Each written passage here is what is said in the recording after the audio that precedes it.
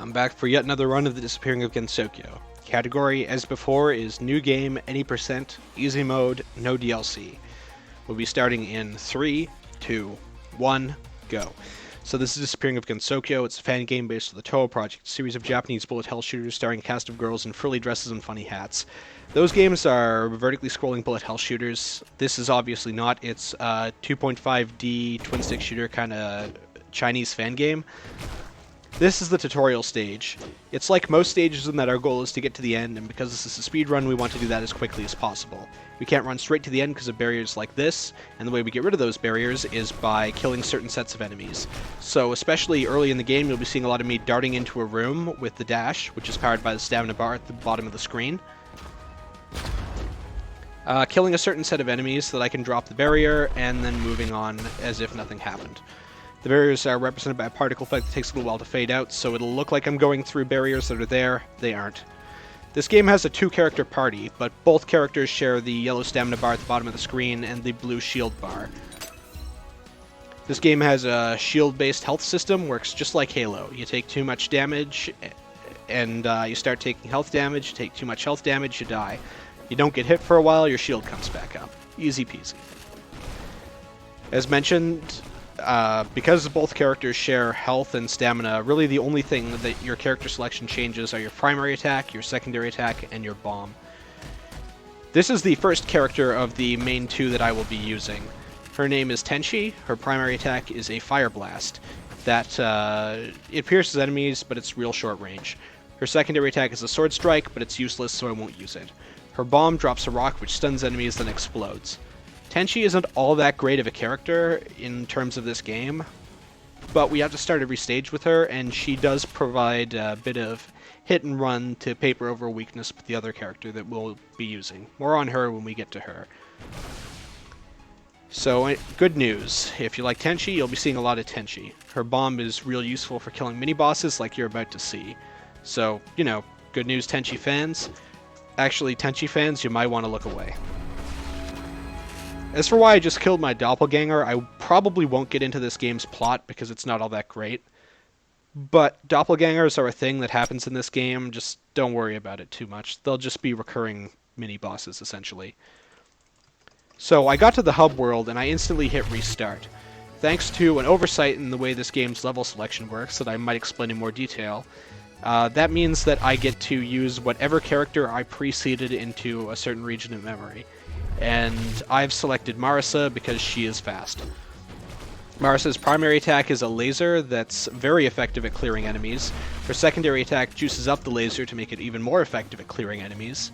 Her bomb is a boss-killing nightmare I'll demonstrate shortly. And most of all, she is significantly faster than Tenchi in terms of movement speed, and also her dash is significantly better.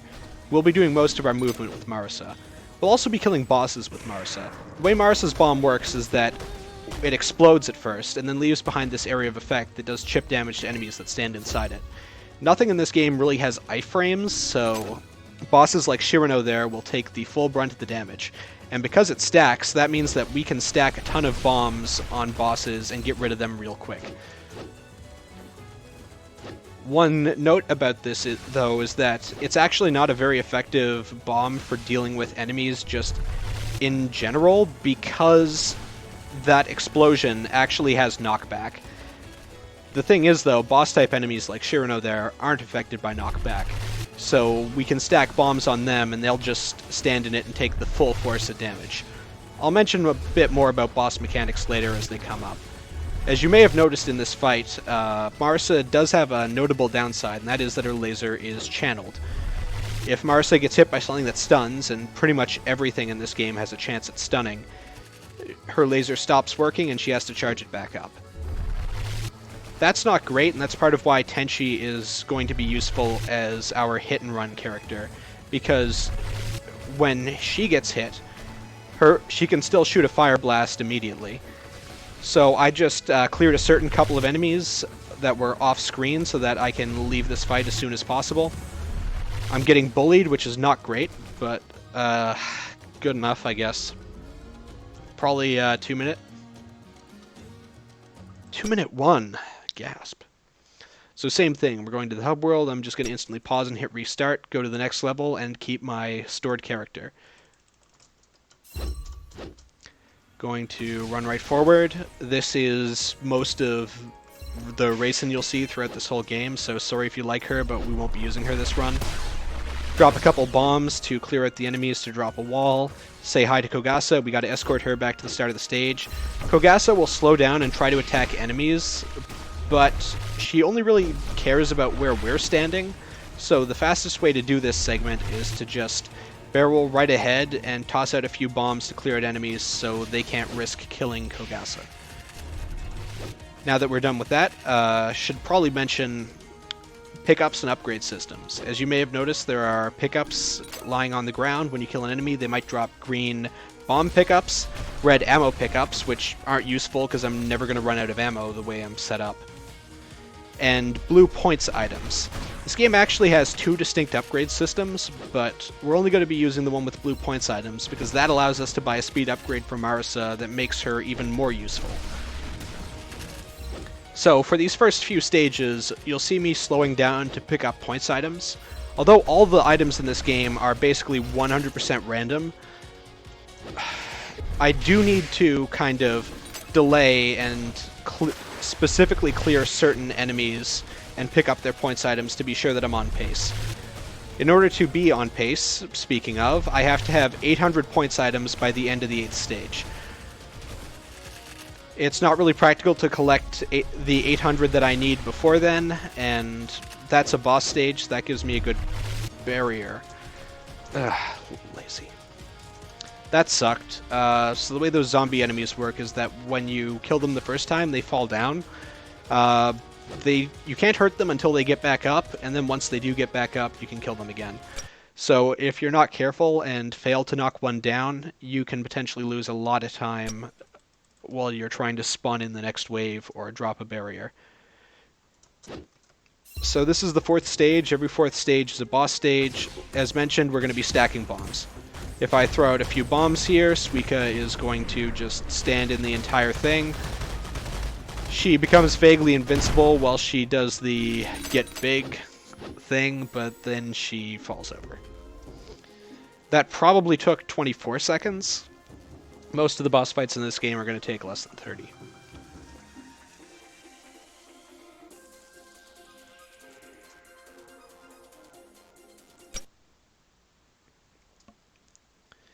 The next stage that we're going to have to do kind of sucks. Not only is it an escort mission and an effective auto-scroller, but it's actually a level with a massive amount of RNG. 60% of the time, your escortee, this fairy here, will take a fast route, and the other 40% of the time it will take the slow route. The kicker... This time she took the fast route, which is good, because if she didn't, I'd probably just reset. The kicker is, though, if you want to do 100%, you need her to take the slow route. Also, flipping out ragdolls is a thing that happens in this game. Shouts out to the Unity engine. However, because she's so slow, I can do things like screw around and take optional fights. The yellow glowy symbol thing you see there are magic pieces that make up the game's secondary upgrade system. I'm going to be ignoring those because in order to pick those up, we have to do optional fights like that, but those are time-consuming and we don't want to do them, so we're not going to. I was a little slow on that, so my escortee was threatened by a wave of penguins, which are apparently a reference to some Chinese internet thing. It's funny that they hassle you about buying DLC, because this game does somehow have paid DLC, and it's all horribly broken. There's a reason why I did specify no DLC, and the reason is because, yeah, the DLC characters are just insane. They have crazy movement tech, and they're even more overpowered than Marisa here. As an aside on that, you know how I mentioned that ammo doesn't actually matter? Well, that's because Marisa's both characters spawn in with full ammo. Note that Marisa spawns in with 999 ammo because she has, in fact, a cap of 999. What that means is that I could theoretically spend this entire stage just using my laser and probably never run out of ammo, because the ammo pickups will keep me full. Fairy Maid's home free, she just has to go to the center of that circle. So until then, I am going to just wait at the door here. Once she touches that, I'm home free. But I can't go quite yet. I have to tell Alice to chill out. Done. And now I'm gonna leave.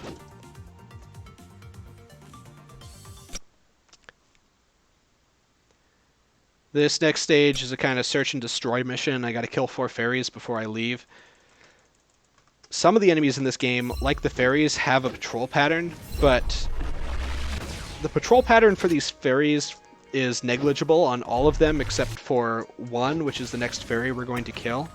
So by taking a certain route, note that I just picked up a 50-point item because my points just jumped from 4 to 54. That's important to hit that 800 by 8.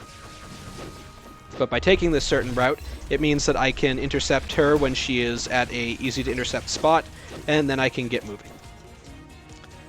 You may have noticed that I'm not getting hit much. That's because enemies, as you may have noticed, do not lead their shots. As such, although dodging in this game is really finicky, you can usually just avoid getting hurt by just moving forward at all times. It's like, you know, Matthew Wilder, ain't nothing gonna break my stride. Anyway, that's the 3rd fairy, so I'm going to take a moment to just clear out some of the enemies here so that I can farm up their blue points items. Works for me.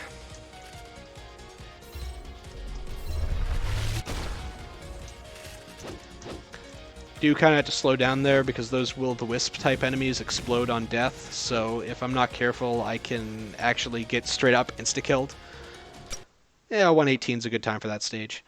We're coming up on the last opportunity to farm the human village.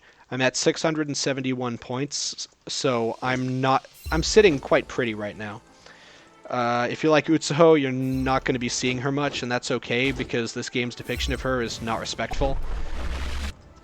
This game has all your favorite Toho characters like Skull Cannon. Hey, you know, Skull Cannon. She's my favorite girl. And again, these will-o'-the-wisp enemies explode, so I kind of have to stand back a little. But if I clear out these enemies, I can farm up points items a little.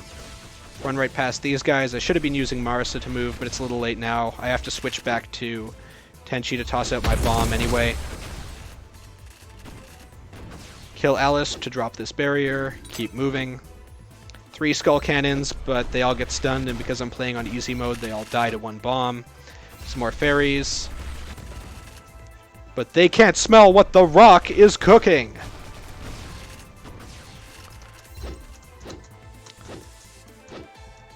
Got stuck there. Movement in this game's a little finicky on the keyboard because you can only move in one of 8 cardinal directions, and that's not a problem until you start dashing. Then it becomes a problem pretty quickly. We're now stuck in one of the longer auto-scroller fights in this game at the, quote, central stage of the festival. I'll talk about this game's localization a bit because it's relevant to why I speedrun this game, but, you know, I'll get to that when I get to that.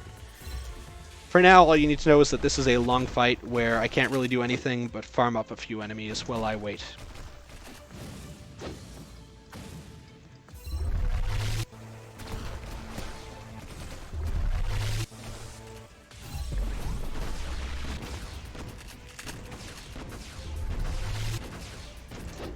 You can actually get hurt by the suicide bomber's corpse, which is kind of funny, but only the first time it happens to you. After that, it's just annoying.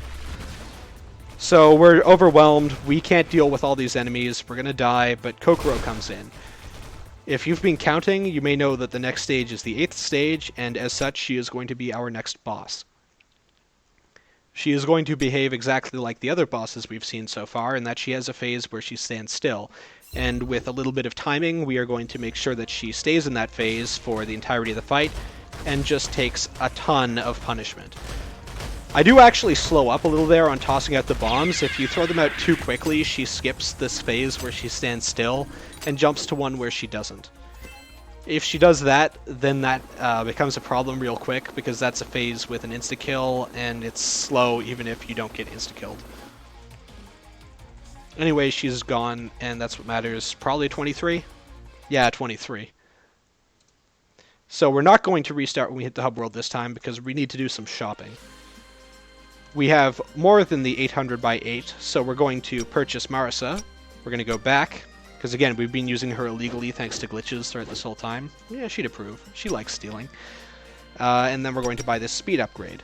And now that we have that, we are going to hit restart, and that should send us to the next stage. If it doesn't, that's because this game is kind of screwy.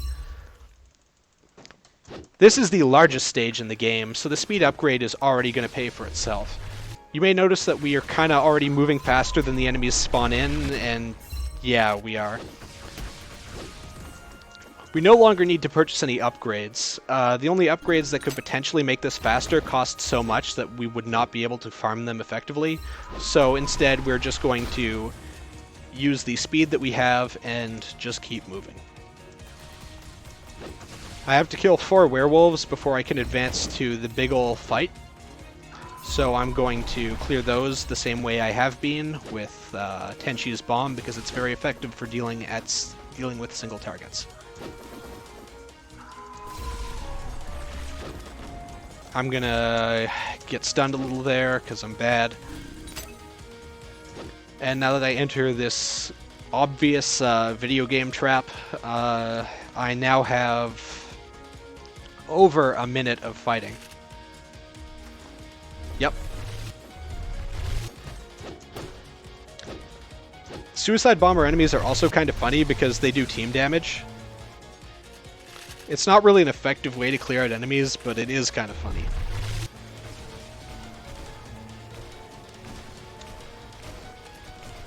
I guess briefly let's talk about why I speedrun this game. So I was involved in my university's anime club, and at one point one of them mentioned that he knew there were basically a group of developers for a Chinese Toho fan game that were outsourcing the translation. Now, this may not come as a surprise to you, but I can't actually speak or read Chinese, so I wasn't much use in the actual translation part. But I did have the opportunity to contribute a little bit to, proofreading and fixing up a couple lines so they were slightly less awkward in English. I didn't really do a whole lot, though. University started kicking my ass. But the fact that I was in the Discord where the translation effort took place means that my name is actually in this game's credits, and I find speedrunning anything with your name in the credits really funny. That said, I do not actually deserve to be in the credits for this game, because like I said, I didn't really do anything. My main contribution was failing to get a reference to Mystery Science Theater 3000 into the credits. Anyway, say hi to Sakuya. We're going to be dealing with her the same way we deal with all bosses. Yep. We pick up another one of those MacGuffins from the 3rd stage. Yeah, the 3rd stage. And now that it drops the special barrier, we can keep going. This next stage is also a pretty long stage, because if you do it right, you're supposed to do a whole bunch of island hopping over temporary bridges, and it's not a fun stage. It's too constricted. You can't dodge anywhere. So what I'm going to do instead, I'm just going to abuse the fact that I have a stun to run right past these overpowered enemies in a gauntlet area and run right to the end of the stage. 19 seconds, 16 seconds. Wow, that worked out pretty well.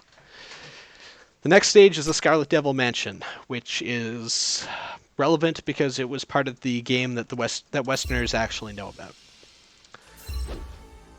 The thing is that this is actually one of the most skillful stages in the game, in that, unlike other stages where enemies spawn in on a timer once you trigger them, these enemies, the next wave will spawn in immediately after you kill the previous wave. So this is one of the few levels where killing enemies quick is very important, because that's what's going to speed up these rooms a ton.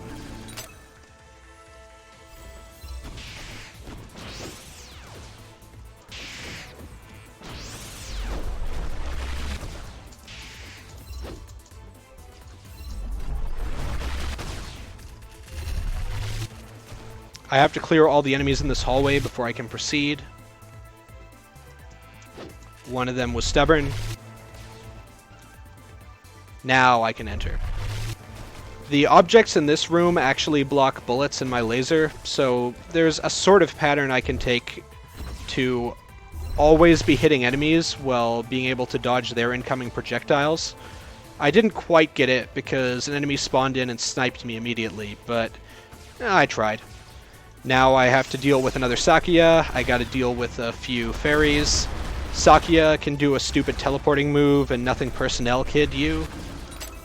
Note that checkpoint. I'm going to dart into this next room, pull out the laser, another checkpoint right away, and I don't actually have to kill all of the enemies in this hallway, so what I'm instead going to do is just run right past them and slam the door in their face. This game has a faction system, which is why there are currently enemies fighting each other. It's only really relevant for, like, this stage and maybe a couple of others. Come on. But it does mean things like, say, the zombies here will try to attack the enemies while the enemies are trying to attack into this room.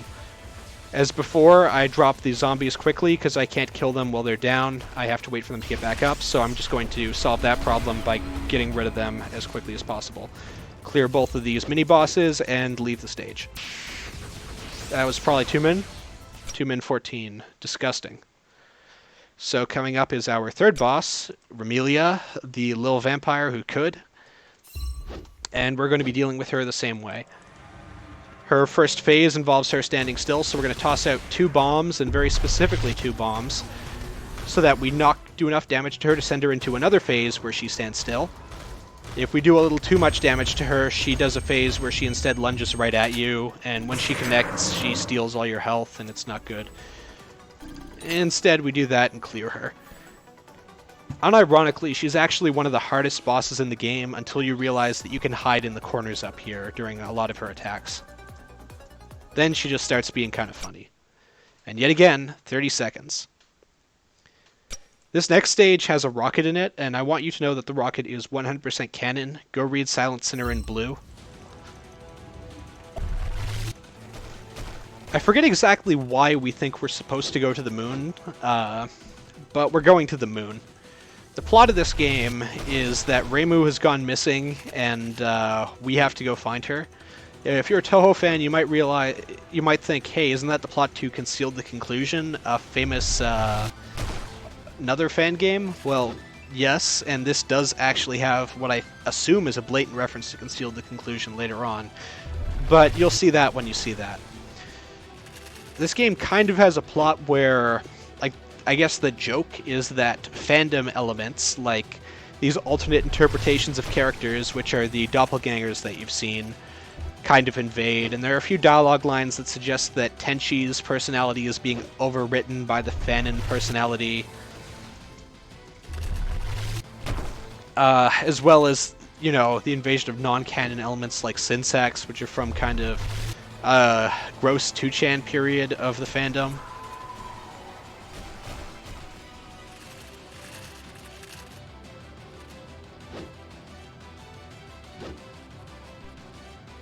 Yeah, sorry for that little interlude. My headset is unfortunately doing its thing.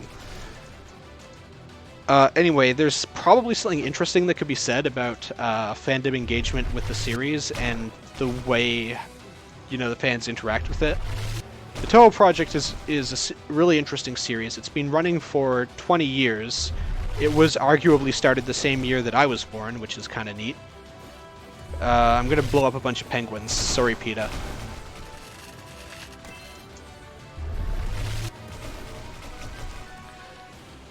Okay, anyway, the point is this game's plot could say interesting things, but it's kind of bullshit, so it doesn't. Now, I had to clear this last wave quickly because this last wave is the one that's going to actually speed me up if I deal with them quick, which I did. I need to kill all of the mini-bosses here, so I'm going to just get moving.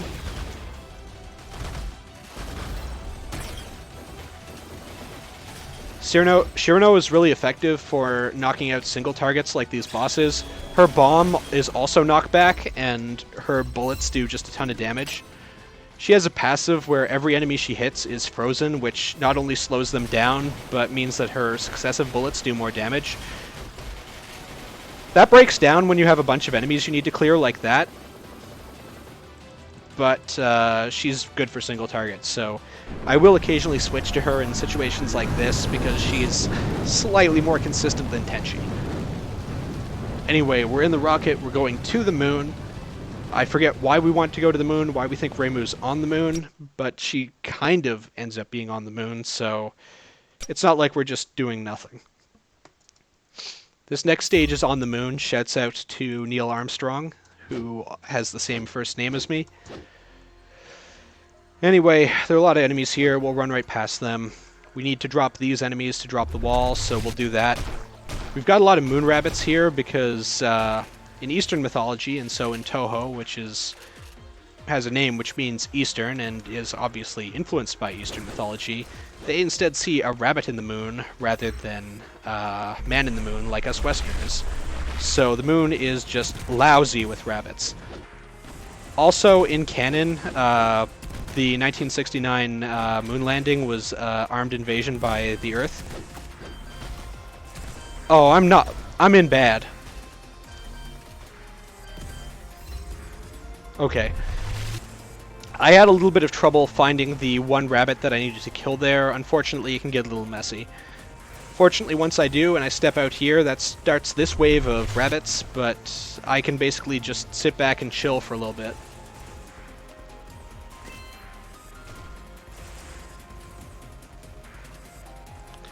This barrier goes down on a timer. It should go down any second now.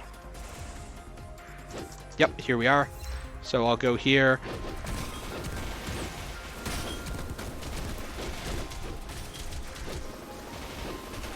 I screwed up. I'm out of bombs. I didn't take that fight as fast as I could. I was too busy stunting with Shirano. I would have been better off using Tenchi or Marisa because they, as mentioned, they have abilities that pierce enemies. We have to deal with Clown Piece, who's dressed in the American flag because she thinks it'll piss off the moon. It does. Also, there's water on the moon, apparently, so, you know, shouts out to NASA. There's a cute pun that someone snuck into the translation there, but it only makes sense if you know Toho lore, so I won't bother with it.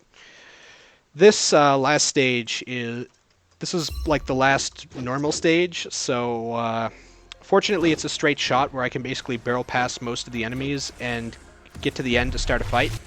Once I start the fight, I then have to fend off a bunch of enemies to get another one of those shiny MacGuffins. The last of the shiny MacGuffins we will see.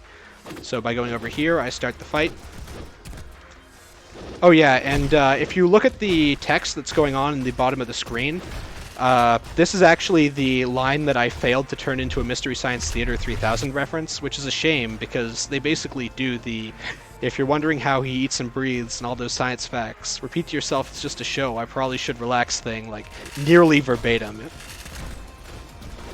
Like, I don't blame them for not doing it because, like, it was a suggestion that would actively make the translation worse, but, you know, I'm still salty.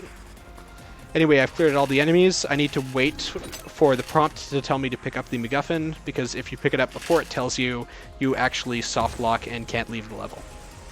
Barrier's down, so now we're just going to run right to the end of the stage, and here is Junko, who will be our almost last boss. 1 minute 8 Sanoke time.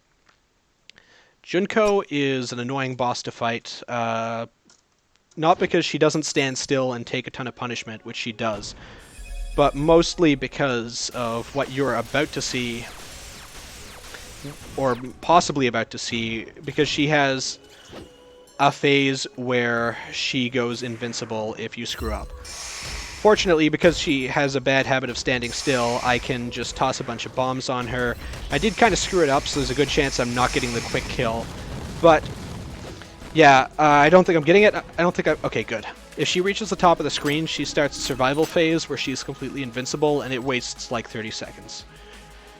So I bait her down to the bottom of the screen, so even if I don't quick kill her, I can usually get rid of her before she gets to the top of the screen. And I did. So we're done with that, and now we're on to the last stage. This game takes a nosedive in the last stage, the likes of which haven't been seen since the original Half-Life.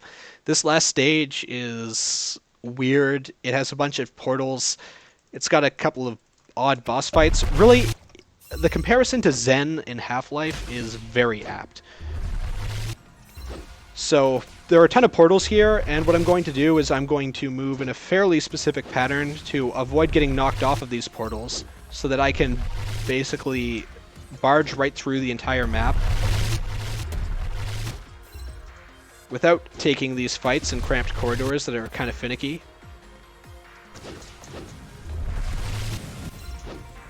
And I can get to our next fight with a boss very shortly. So the next boss fight is Reimu, and if you're used to seeing me toss bombs on enemies to get rid of them, we won't be doing that because she's actually not the final boss. She's gonna fight us because this is Touhou and everyone wants to fight each other. Reimu's Afuda don't actually stun though, so I can, in fact, use a laser on her. If I do this right, I can bait her against the bottom of the screen in a way that all of her Afuda are just going to fall on the wall and be useless. I got stunned in a way that's not great and is quite threatening to my survival. But I've done enough damage. Everything here stuns though, so I need to try and maintain a certain pattern to constantly be lasering Reimu. And that's about as quick as I can get that kill. If I'm better, I can get it without getting stunned, but I'm not that good. Anyway, Reimu flies up. She explodes into two characters, one of which is the white Reimu from Concealed the Conclusion. We'll be fighting her, not just for old head points, but also because she's a boss I can cheese with bombs for reasons that are probably obvious now. She stands still a lot. So what I'm going to do is I'm going to laser her as much as I can. Those shots can most of her bullets here are kind of aimed at you, so they can be streamed, but I don't always get the pattern right. Anyway, that's not great because I didn't get the quick kill proper, but she's about to explode. Okay, that wasn't quite the quick kill, but, you know, I'll take it. So, we don't actually have to watch the end cutscene or go to the end level. All we have to do is wait for this fade out to fade out, and then we can hit back to Fortress. And in a couple of seconds, that will be the game. That's time. So, there it is, in 30:31 game time. So, let's take a look at these splits quickly. Tutorial in Heaven took a little longer.